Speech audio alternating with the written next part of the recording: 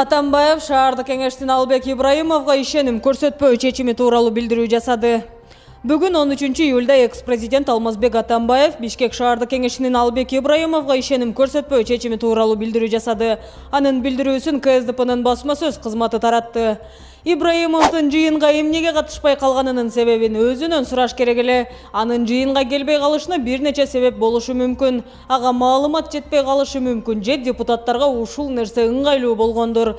Ибраимов адилеттүү чечим кабыл алынаарынан үмүтүн үзүп койгондур. Мындай көрүнүш коррупция менен күрөшүүгө эч кандай тиешеси жоктугун баары эле түшүнүп турат.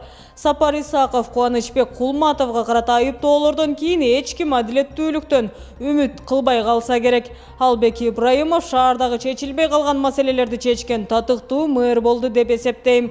Ал бирөөнүн артынан жашынган эмес. Шаардыктардын алдында дайыма өзү жооп берген. Бул чанда гана кездештире турган сапат, деди Атамбаев.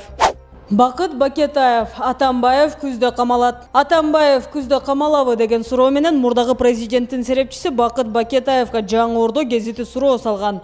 Бакыт Бакетаев: сотто далилдери такталса, сөзсүз түрдө Атамбаев дагы күздө камалат. Кылган иши далилденип турса, башка сөздү айтуу үчүн фантазиясы деле калбай калат. Демократиялуу мамлекеттерде президенттер камалып жаткан учурлар болууда. Бизге дагы ошондой учур болуп калышы мүмкүн.